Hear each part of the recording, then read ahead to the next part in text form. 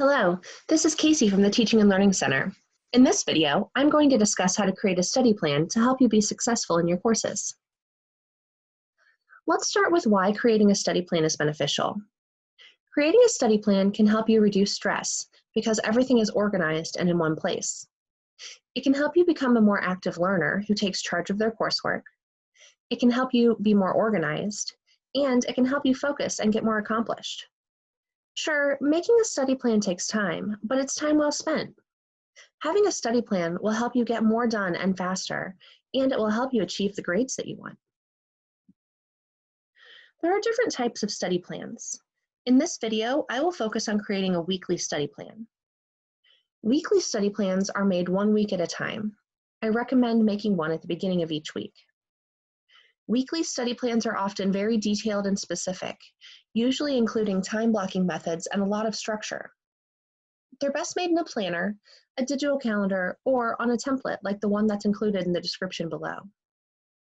You can also make a broader and more general plan for your entire semester by recording due dates and tests on a calendar for a semester-long study plan. I recommend doing both, or just sticking with the weekly plan, as it will keep you more organized and focused. When you fill out your study plan, make sure that your goals are SMART. SMART is an acronym that stands for specific, measurable, attainable, realistic, and time-bound. And it's a great model to make sure the goals that you're setting are helping you be productive. Let's start with the S, specific. Make your goals as specific as possible for your study plan, like what courses you're working on, which assignments, and where you'll be working. Next, make your goal measurable. What will you achieve by the end of that study session or by the end of the day? Then we have attainable. It does us no good to make goals or study plans if they won't be possible because of time constraints or any other obstacle. Then we have realistic. You want to challenge yourself, but don't be too lofty. If you think you can write an entire 5-page essay in 2 hours, that's not very realistic, especially not if you want to get a good grade on that essay. Last is time-bound. If you use time blocking for your goals, or maybe set how much time you'll spend on each goal, you're making good time-bound decisions. Now that we've covered some basics, let's move on to the how-to.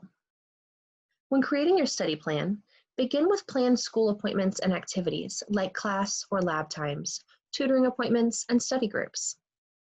Once you've filled in your school obligations, then write down your personal obligations like work, family time, social events, and time to relax. I recommend trying to take a day or two off from studying each week, if you can, to refresh your mind. Now it's time to schedule your homework and study time. Utilize the blank space in your schedule. If you have an hour or two between classes or other obligations, that is a great time to get some work done. You don't have to wait until you have long stretches of time available. As a matter of fact, you shouldn't work for more than a 2-hour stretch on any course. If you work on the same subject, and especially the same task or assignment, without taking a break for longer than 2 hours, you're no longer effective. Speaking of break time, schedule some in. Taking breaks and taking care of yourself is incredibly important, and it can help you retain information better. When scheduling your study time, utilize the SMART goal theory I mentioned earlier. How can you set SMART goals for study time? Let's start with being specific. What class or assignment will you work on? What assignment or chapters? Where will you work? At home, maybe the library? Be as specific as you can. Next, figure out how you're going to measure your goals. What will you accomplish by the end of each session, each day, possibly each week? It might be completing assignments that are due, reading chapters, understanding concepts better, or maybe a total number of written pages. Whatever it is, make sure you can measure that progress. Are the goals you're setting attainable? Will you actually be able to study during the times you have scheduled? What potential conflicts could keep you from succeeding? Maybe it is a noisy roommate or children or a busy job. Whatever it is, make sure your goals can be done in the time you set out for yourself. Similarly, are your goals realistic? Are you scheduling enough time per course per week? If you only have one 2-hour study block scheduled to write a 5-page essay or study for a test, that's not very realistic. You'll need more time. Lastly, making your goals time-bound is important to help keep you on track. If you want to complete your math homework by 4 p.m. on Thursday, that's a great time-bound goal. Set up your study plan to achieve it. A few other tips on creating a study plan. Make a new one at the beginning of each week.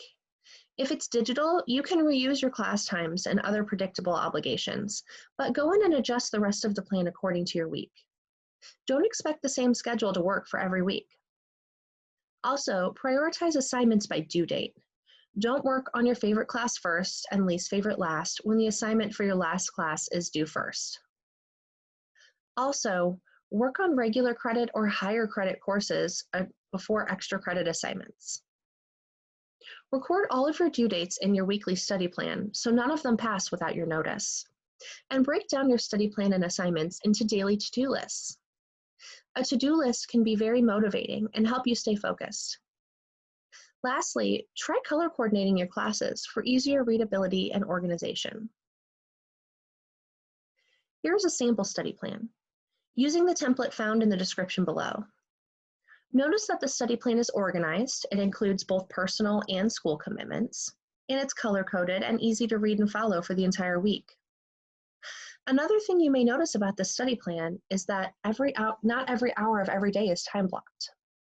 While this student is busy, their schedule is flexible and there's plenty of available time. This is a highly recommended practice. If you have no available time on your schedule, you can't add more study time or move things around if they come up. Speaking of which, what happens when you can't follow your study plan? Scheduling your whole life seems like a great idea, but what happens when things come up? And trust me, things will come up. Try your best to make your plan a priority. Is the thing that came up more important than the commitment on your plan?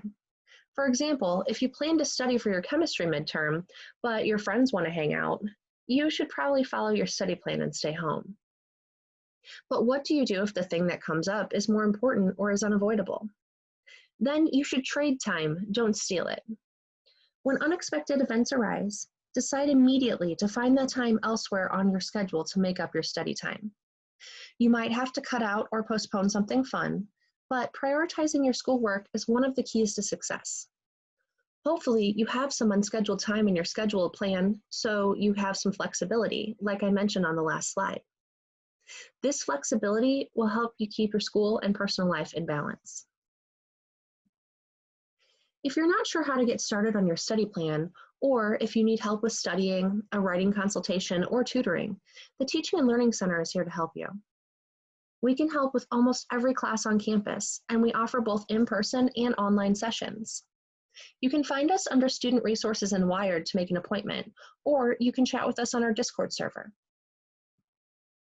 Thanks for watching. Subscribe to the Carol A. Tate Teaching and Learning Center YouTube channel for more helpful videos. Have a great day.